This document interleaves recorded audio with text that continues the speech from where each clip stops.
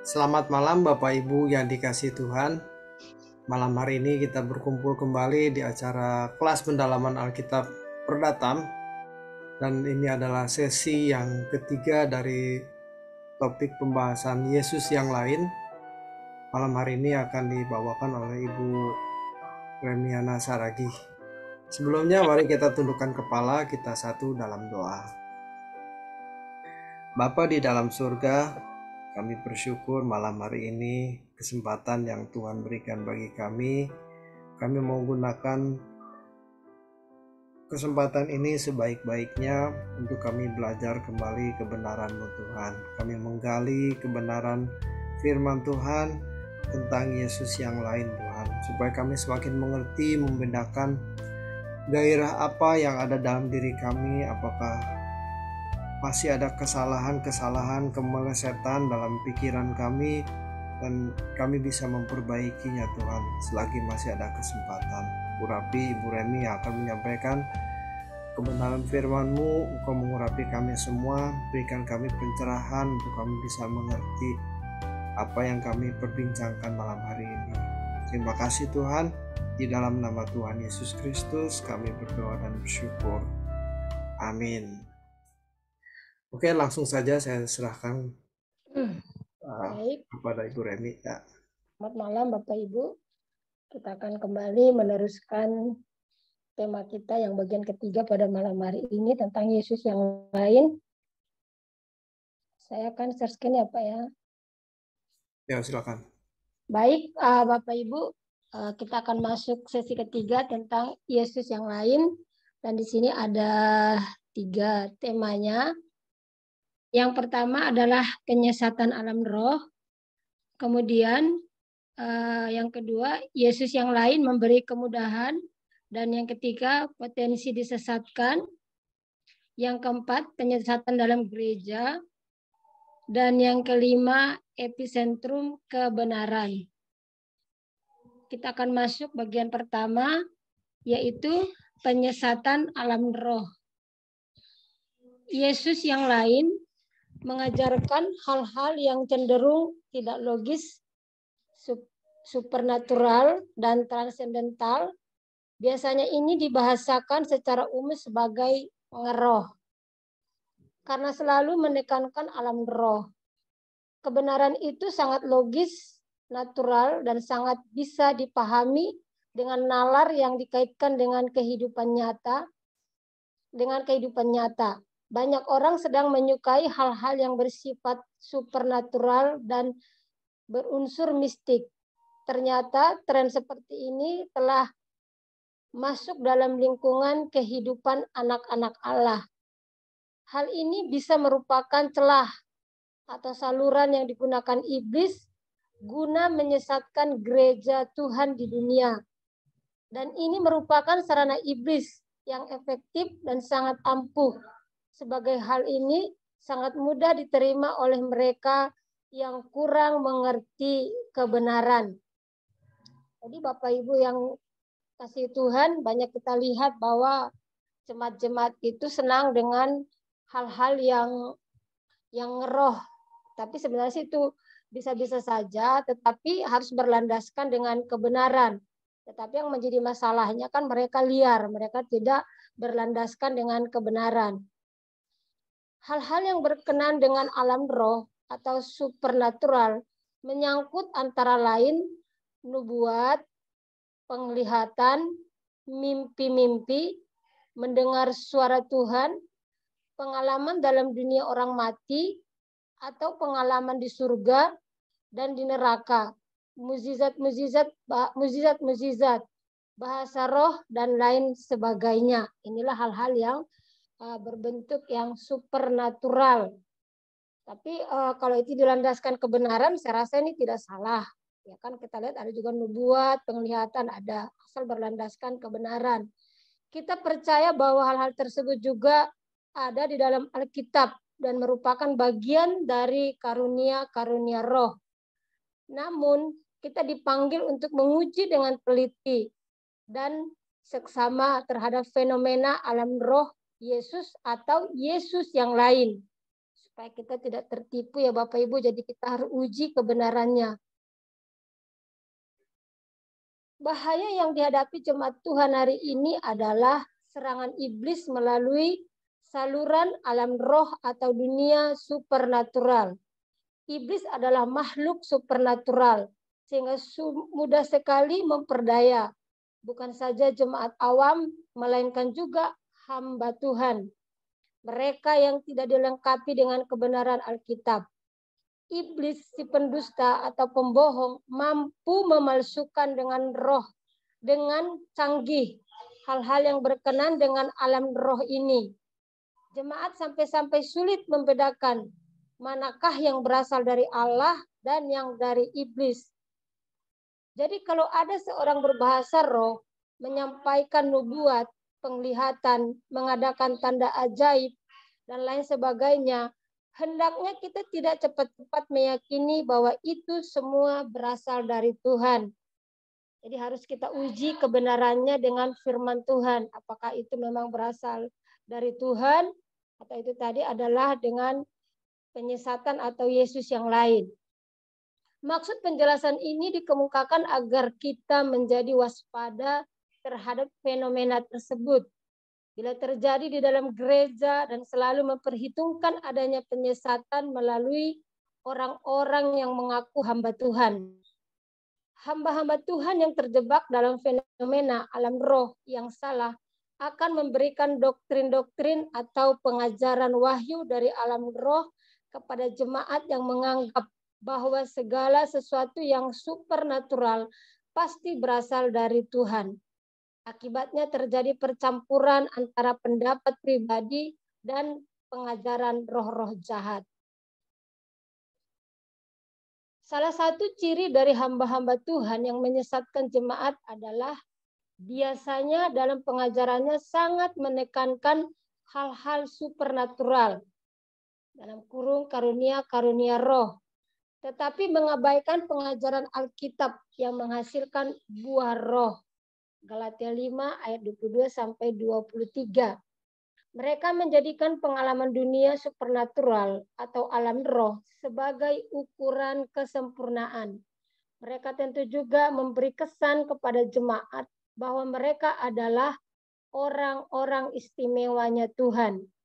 Hal ini dimaksudkan agar mereka mendapat legitimasi dari jemaat yang dipercayai sebagai hamba Tuhan yang benar dan pantas diikuti.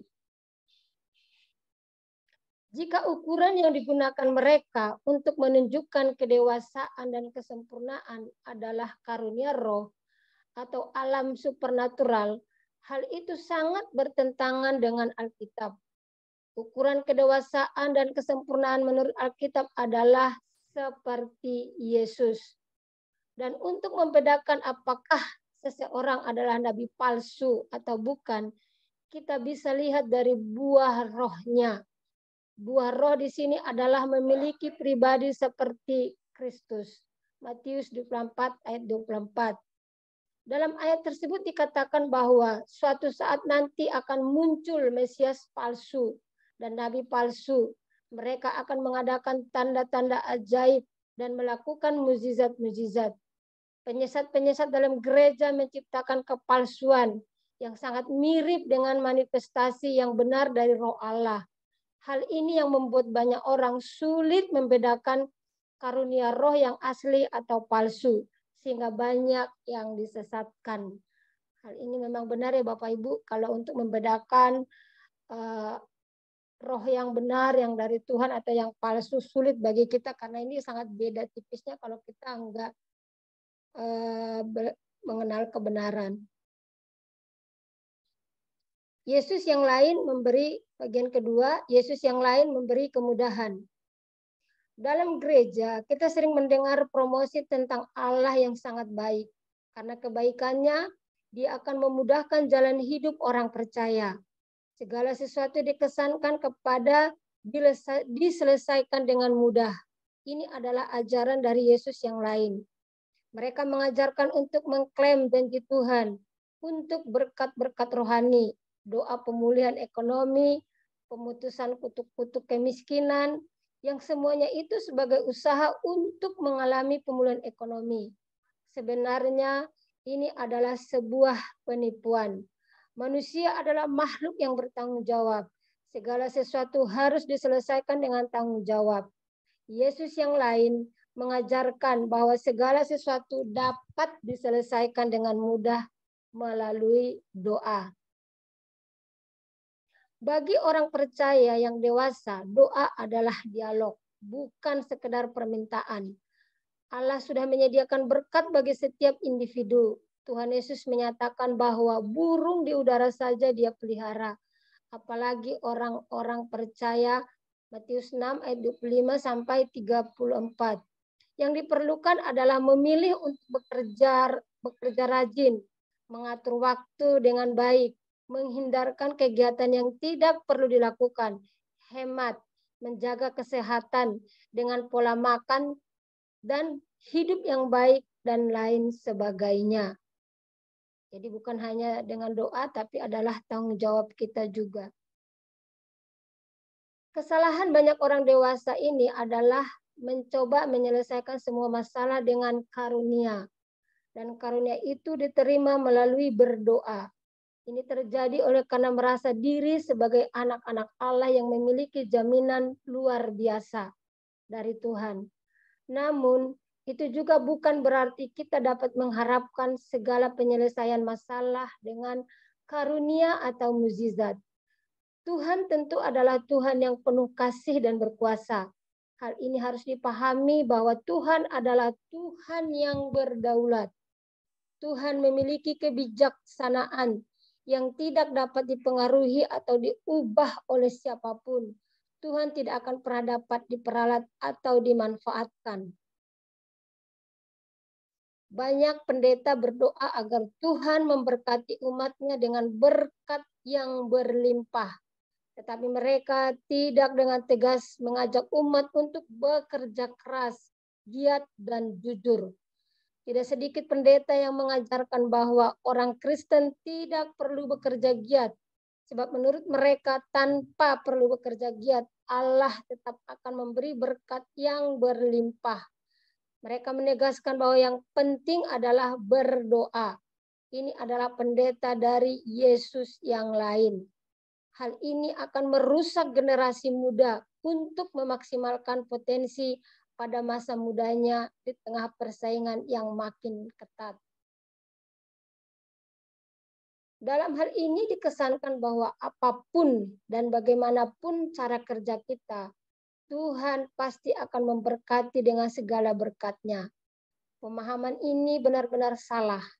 Ironisnya banyak orang Kristen bahkan pendeta terjebak dalam kesalahan ini. Banyak hal dalam hidup ini yang harus kita selesaikan dengan upaya, tenaga, dan kerja keras kita sendiri. Inilah yang disebut dengan tanggung jawab. Adapun untuk hal-hal yang tidak mungkin bisa kita lakukan tanpa campur tangan Tuhan, kita membutuhkan karunia. Hal-hal yang tidak dapat kita kerjakan tanpa campur tangan Tuhan, sepenuhnya melalui karunia-karunia-Nya adalah hal-hal yang bersangkut paut dengan pekerjaannya, yaitu meneruskan karya keselamatan Allah yang Yesus Kristus. Namun perlu dicatat di sini bahwa karunia pun diberikan kepada seseorang berdasarkan kepercayaan Tuhan kepada kita. Dan kepercayaan tersebut tergantung dari kapasitas diri kita. Jadi kalau hal ini mengenai tentang keselamatan, disinilah perlunya tadi tentang karunia-karunia tadi yang mungkin ya Bapak Ibu ya. Jadi bukan hanya masalah ekonomi, makan, minum, tetapi ini adalah tentang pekerjaan Allah. Potensi disesatkan. Orang Kristen akan sangat mudah disesatkan di dalam gereja ketika gereja mengajarkan mengenai satu sosok yang bernama Yesus. Dan mengajarkan juga bahwa Yesus di semua gereja dan yang disampaikan semua pengkhotbah itu sama. Di dalam pikiran mereka yang penting adalah nama Yesus. Namun mereka tidak mengerti bahwa Nama bisa sama, tetapi pribadinya bisa berbeda. Penyesatan lebih mudah terjadi terhadap orang Kristen yang telah menjadi Kristen sejak kecil, yang menjadi Kristen bukan karena pertobatan atau mengenal secara pribadi Tuhan Yesus sebagai Tuhan dan Juru Selamat, tetapi karena warisan agama. Mereka adalah orang Kristen yang tidak mengerti kebenaran Injil. Kelompok ini adalah kelompok orang beragama Kristen, tetapi yang hidup dalam tawanan kuasa kegelapan, sehingga tidak mengenali Yesus yang sejati. Pemahaman mereka tentang Tuhan adalah dari apa yang mereka terima dan apa yang mereka dengar tanpa bergumul sendiri untuk menemukan Yesus yang sejati. Miskinnya pemahaman terhadap kebenaran firman Tuhan mencenderungkan seseorang mudah disesatkan dengan mudah menerima Yesus yang lain. Jadi banyak orang-orang Kristen hanya menerima khotbah-khotbah dari pendeta, tapi mereka tidak mengkaji atau tidak belajar kebenaran itu, menguji apakah itu adalah kebenaran yang hakiki, cuma hanya menerima seperti itu sehingga mereka gampang untuk disesatkan. Mereka pergi ke gereja pada setiap hari Minggu, bahkan pada pertengahan minggu, dan mereka juga pergi ke kebaktian, persekutuan doa, tetapi tidak memberi seluruh wilayah hati dan hidupnya untuk Tuhan setiap hari, karena Yesus yang mereka kenal ternyata salah. Yesus yang mereka kenal yaitu Yesus yang lain, yang mereka pikir dapat dipuaskan hanya melalui kehadiran umat di gereja demi mengikuti liturgi. Mereka berpikir bahwa mereka tidak perlu menjadi orang Kristen yang sungguh-sungguh sempurna seperti Bapa. Mereka tidak mau berjuang mengerjakan keselamatan dengan memiliki pikiran dan perasaan Kristus. Filipi 2 ayat 5-7, 12-13. Sehingga jauh dari standar orang percaya. Aku hidup, tetapi bukan lagi aku sendiri yang hidup, melainkan Kristus yang hidup. Jadi ini standar kita sebagai orang yang percaya bahwa bukan kita yang hidup, tapi Kristuslah yang hidup dalam hidup kita.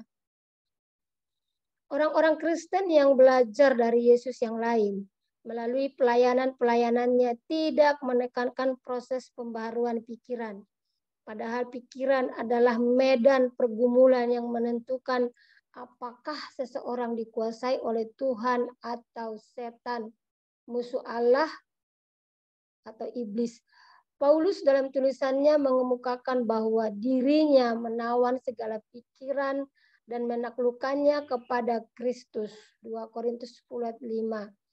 Ini merupakan perjuangan yang harus dilakukan oleh setiap anak Tuhan. 2 Korintus 10 ayat yang keempat. Pikiran adalah tempat di mana terdapat pangkalan. Apakah pangkalan itu untuk Tuhan atau musuhnya? Itulah sebabnya firman Tuhan mengatakan agar kita menjaganya dengan segala kewaspadaan. Amsal 4 ayat 23. Kata hati dalam teks ini adalah life. Selain hati juga berarti mind, pikiran. Yohanes 8 ayat 23, Tuhan Yesus mengatakan, apakah sebabnya kamu tidak mengerti bahasaku? Sebab kamu tidak dapat menangkap firman-Ku. Kata menangkap dalam nas ini, teks aslinya adalah akuo, yang berarti mengerti atau memahami. Tidak mengerti firman Tuhan sehingga tidak memahami bahasa Tuhan. Artinya tidak mengerti apa yang dipercakapkannya. Ini sama dengan tidak nyambung dengan Tuhan. Orang yang disesatkan bisa cukup, bahkan sangat giat dalam kegiatan rohani sebagai jemaat, aktivis, gereja, bahkan pendeta. Namun sayang sekali mereka mengenal Yesus yang lain. Sehingga dengan demikian mereka gagal menerima keselamatan dalam Yesus Kristus. Jika seseorang tidak memahami kebenaran, ia akan menciptakan satu sosok atau figur Yesus dalam pikirannya yang tidak sesuai dengan yang diajarkan oleh Alkitab. Sosok Yesus yang lain dalam pikiran tersebut memiliki ciri atau karakter yang mereka ciptakan sendiri. Mereka merasa berdialog dengan Allah yang benar, padahal berdialog dengan Allah ciptaannya sendiri. Dari kesaksian mereka mengenai Tuhan, memberi visi atau berdialog dengan Tuhan, terbukti nyata bahwa itu bukan Tuhan yang diajarkan Alkitab, melainkan Yesus yang lain. Bagian yang keempat, penyesatan dalam gereja. Saluran penyesatan yang paling dominan dan paling berbahaya adalah melalui pengajaran yang tidak beralaskan pada kebenaran firman Tuhan. Pengajaran-pengajarannya berpikir bahwa kesimpulan dari idenya adalah suara Roh Kudus atau sebuah penemuan yang lahir dari hikmat Tuhan. Padahal sejatinya tidaklah demikian. Kita harus waspada bahwa pikiran manusia dapat disesatkan oleh iblis. 2 Korintus 11 ayat 2 sampai 3.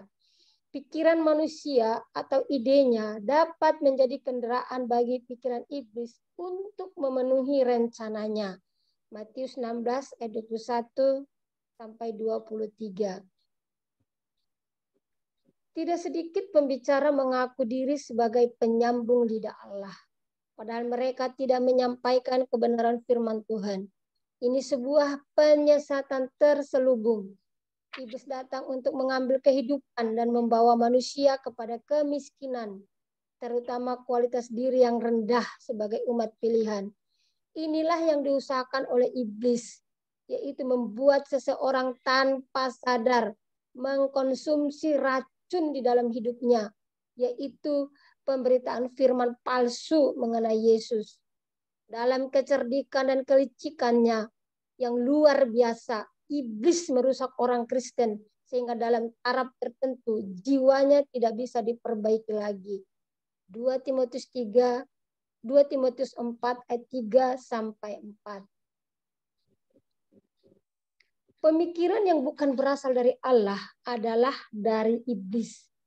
Dengan cara inilah nabi palsu memalsukan pengajaran. Oleh karena tidak mengerti Alkitab dengan benar, pikiran iblislah yang diajarkan sehingga terjadilah penyesatan. Dalam hal ini sebagai pendengar, jemaat harus menguji roh dengan seksama. Jemaat harus menguji pengajaran yang disampaikan. Apakah berasal dari Tuhan atau dari kuasa kegelapan. Tidak sedikit gereja menghadirkan pikiran-pikiran yang bukan dari kebenaran Alkitab yang murni. Hal ini tidak menggiring iman Kristen kepada kesetiaan yang sejati kepada Kristus. 2 Korintus 11 ayat 2 sampai 4. Dengan cara inilah iblis menyesatkan umat Allah. Kita harus berhati-hati. Korban penyesatan ini terjadi pada orang-orang Kristen yang tidak bertumbuh dalam pengertian terhadap kebenaran, sehingga mereka tidak mampu lagi membedakan di antara kebenaran dan kepalsuan. Dalam lingkungan gereja, banyak jemaat telah diracuni dengan pengajaran yang salah dan spirit yang terpancar dari pembicara yang hidupnya tidak sesuai dengan kebenaran Tuhan. Dengan penjelasan ini, kiranya mulai sekarang jemaat memperhatikan dengan teliti apa yang didengar. Jangan mudah percaya dan menelan apa yang disajikan melalui mimbar gereja.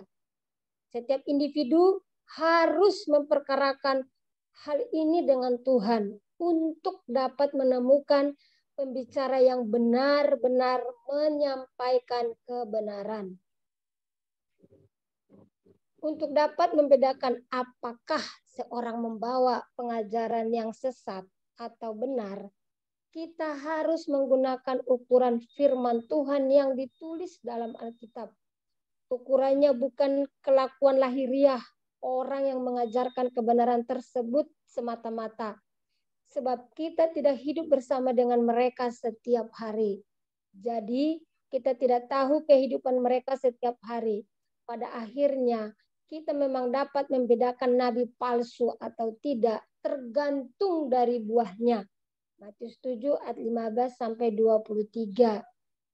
Jadi kalau dari buahnya tidak bisa ditipu ya Bapak Ibu. Oleh sebab itu setiap kita harus dengan jeli selalu mengawasi seorang pemimpin jemaat, pembicara atau pengkhotbah yang menggunakan kebenaran firman Tuhan sebagai sarananya. Hal ini disuarakan jelas oleh Yohanes dalam suratnya. Saudara-saudaraku yang kekasih, janganlah percaya akan setiap roh, tetapi ujilah roh-roh itu, apakah mereka berasal dari Allah. Sebab banyak nabi-nabi palsu yang telah muncul dan pergi ke seluruh dunia. 1 Yohanes 4 ayat 1. Terkait dengan hal ini, hanya orang percaya yang memiliki kecerdasan roh yang dibangun dari pengenalan terhadap kebenaran firman Tuhan dalam hidupnya setiap hari yang dapat memiliki kemampuan untuk membedakan kebenaran dan kepalsuan. Jadi tanpa kita memiliki kecerdasan roh, kita tidak bisa membedakannya itu. Yang kelima, epicentrum kebenaran. Ini yang terakhir Bapak Ibu. Untuk bisa menemukan pelayan-pelayan Yesus yang sejati dan membedakannya dengan pelayan-pelayan Yesus yang lain, kita dapat melihat ajarannya dan gaya hidupnya. Kehidupan mereka agung bukan karena penampilan lahiriahnya, melainkan karena ketulusan dan kesucian yang terpancar dalam kehidupan mereka. Hal ini terjadi pada abad pertama dalam kehidupan gereja mula-mula. Orang-orang percaya pada abad mula-mula menjadi seperti surat yang terbuka bagi jemaat Tuhan, sehingga mereka disebut Kristen bukan karena beragama Kristen, melainkan karena berperilaku seperti Yesus. Kalau kita hendak menemukan Yesus yang lain dan para pengikutnya, kita dapat melihat dari apa yang diajarkan dan dari gaya hidupnya. Biasanya mereka mengambil ayat-ayat perjanjian lama tanpa memperhatikan konteksnya, kemudian mengenakannya bagi kehidupan umat perjanjian baru. Pada dasarnya khotbah-khotbah mereka mirip dengan para motivator sekuler. Bedanya para pengkhotbah tersebut hanya menggunakan ayat-ayat kitab suci perjanjian lama sebagai dasarnya. Para pengikut Yesus yang sejati selalu menjadikan perjanjian baru sebagai epicentrum kebenaran, dan semua itu menunjuk kepada kehidupan Yesus yang harus diteladani. Misalnya, kalau membahas mengenai Abraham, yang diperhatikan dan ditekankan tentu adalah ketaatan Abraham kepada Elohim Yahweh dan jiwa kemusafirannya. Jadi bukan berkat-berkatnya, tetapi adalah ketaatan dari Abraham. Tapi kalau dalam perjanjian lama sering kan mungkin dibicarakan tentang kekayaan Abraham, bukan ketaatannya. Hal ini bisa menunjukkan kepada diri Yesus yang sangat menghormati dan taat kepada Bapa, serta sangat kemusafirannya. Yesus berkata bahwa serigala mempunyai liang dan burung mempunyai sarang, tetapi anak manusia tidak mempunyai tempat untuk meletakkan kepalanya. Matius 8 ayat 20, Lukas 9 ayat 58. Yesus juga berkata bahwa dirinya bukan berasal dari dunia ini. Yohanes 17. Bagi pengikut Yesus yang lain, saat memperhatikan kehidupan Abraham, yang ditekankan adalah berkat Abraham, yang terkait dengan berkat materi atau berkat jasmani. Padahal Abraham sendiri sudah tidak mempersoalkan materi dunia, sebab arah hidupnya ditujukan ke dunia yang akan datang. Ibrani 11 ayat 8-14. Jika memperhatikan hidup Abraham, yang ditekankan adalah berkat jasmaninya, tidak ada pelajaran rohani yang diperoleh dari kehidupan Abraham bagi umat perjanjian baru. Jika memperhatikan kehidupan Daud, sebenarnya kita belajar akan kasihnya kepada Allah, di mana Daud memiliki hati yang berkenan kepada Allah. Dari kehidupan Daud yang berkenan kepada Allah, yaitu dari seluruh sikap kehidupan yang begitu setia kepada Elohim Yahweh. Ia dilayakkan menjadi nenek moyang Mesias. Saat memperhatikan kehidupan Daud, kita hendaknya melihat seluruh sikap hidupnya yang begitu agung. Bukan hanya pada puji-pujian yang Daud naikkan kepada Tuhan dan mazmurnya dalam kitab Mazmur. Kalau hanya menekankan hal yang bersifat minor atau bukan sesuatu yang utama, yang bisa dihasilkan adalah pola pikir yang dangkal. Seakan-akan Allah masih menghendaki pola seremonial atau liturgi yang dilakukan bangsa Israel di Perjanjian Lama. Padahal penyembahan orang percaya adalah menyembah dalam roh dan kebenaran. Pada orang percaya adalah seluruh perilaku hidupnya setiap saat, dimanapun berada, dan melalui segala hal yang dilakukan. Jadi nyanyiannya adalah kelakuannya, dan kelakuannya itulah agamanya. Jadi sekian dan terima kasih. Inilah yang dapat saya paparkan dari materi Yesus yang lain. Nah, baik Bapak Ibu, saya serahkan. Mungkin ada pertanyaan dan saya kembalikan kepada Pak David. Ya, terima kasih Bu Remi sudah menyampaikan pemaparannya. Sekaligus saya buka ruang tanya jawab, sharing dan sebagainya. Silakan jika ada. Ya, oke lah. Saya kira cukup ya. Kita akhiri pertemuan kita malam hari ini. Kiranya ini boleh mempertajam pemikiran kita ya. Mempertajam pola pikir kita, mengerti kebenaran, dan yang penting hati nurani itu dibangun terus ya, diasah gitu. Jangan sampai kita makin belajar, makin pinter, makin belajar, makin mengerti firman, tapi tidak dilakukan, nggak ada hati nurani, sama rusak juga sih. Diberi banyak, dituntut banyak masalahnya. Makin banyak belajar, tuntutan makin tinggi. Makin harus seperti Yesus itu. Ini penting sekali. Oke lah. Yuk kita akhiri pertemuan kita malam hari ini. Kita tundukkan kepala, kita bersyukur kepada Tuhan. Bapa di surga, kami bersyukur untuk bincang-bincang yang bermanfaat, yang mengasah pikiran kami, hati nurani kami Tuhan. Terima kasih untuk suasana yang baik, yang kondusif bagi kami untuk belajar firman. Kiranya Tuhan tolong kami terus, ingatkan kami terus apa yang kami mengerti, apa yang kami pahami, biarlah itu kami boleh lakukan dengan segenap hati, dengan satu dasar kami mengasihi Tuhan, kami menghormati Tuhan. Terima kasih Tuhan, berkati kami semua yang hadir malam hari ini dan kami mau beristirahat. Tuhan memberkati kami dengan sukacita, damai sejahtera, kesehatan, kekuatan dalam hidup kami. Terima kasih Tuhan, terpuji namamu di dalam nama Tuhan Yesus Kristus. Kami berdoa dan bersyukur. Haleluya. Amin. Amin. Amin. Tuhan memberkati. Terima kasih. Malam. Terima kasih David. Terima kasih Pak Jai. Sama-sama. Bu Remi, terima kasih. Ya Oma. Terima kasih. Selamat malam. Malam. Ya.